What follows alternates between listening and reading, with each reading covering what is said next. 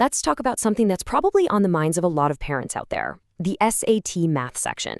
We're going to break down a clear 3-month guide to actually boosting that score.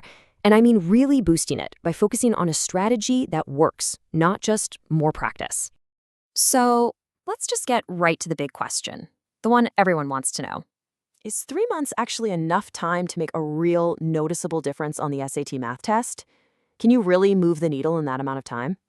And the short answer is absolutely yes. But, and this is a big but, it only works if the prep is smart, structured, and super focused.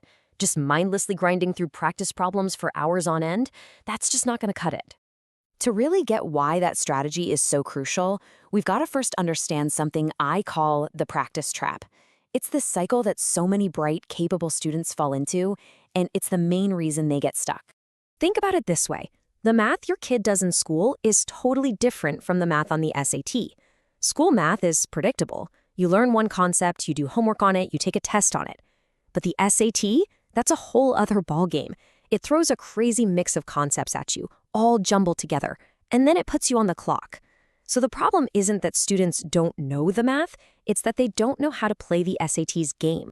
So what does this trap look like in real life? Well, in that first month of studying, students usually just dive headfirst into a prep book, doing random questions, trying to go as fast as they can.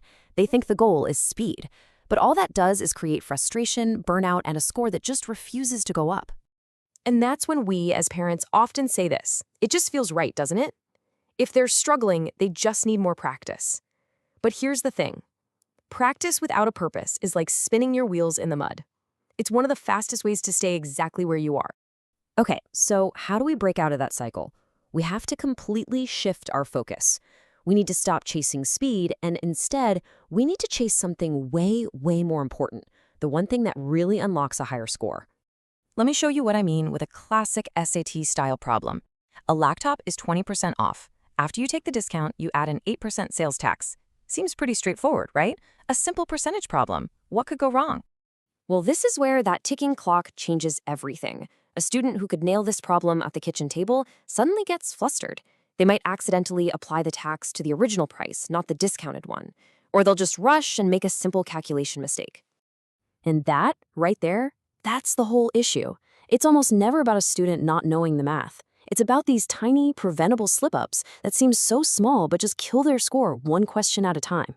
So here is the big aha moment. We have to change the goal. The real secret to a higher score isn't speed, it's accuracy. Speed is just a side effect. It's what happens naturally when a student gets so accurate and so confident that they just, they get faster without even trying.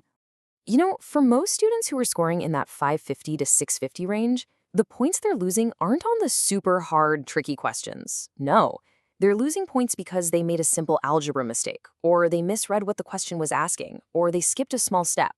These are all accuracy problems, and the best part, they are all totally fixable. Okay, so we figured out the why. We know why students get trapped, and we know that accuracy is the key to getting them out. So now, let's talk about the how.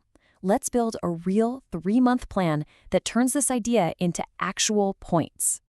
All right, here's the playbook. Step 1, rebuild the foundation. Algebra 1 skills have to be rock solid, automatic. Step 2, become a pattern detective.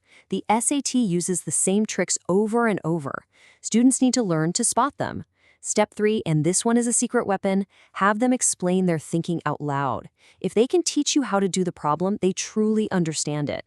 And step 4, our golden rule, we focus on accuracy first, last, and always. Speed will come later. So at the end of the day, it really comes down to the simple, powerful idea. Piling on more hours of the same old practice isn't going to help. It's just going to lead to frustration and burnout. A better strategy will. It's all about working smarter, not just harder. It's about focusing on the right things, a solid foundation, seeing the patterns, and just being obsessed with accuracy. So I'll leave you with this one question to think about. Is your child's current test prep built on a smart strategy, or is it really just about logging hours? Because the answer to that question could be the thing that makes all the difference on test day.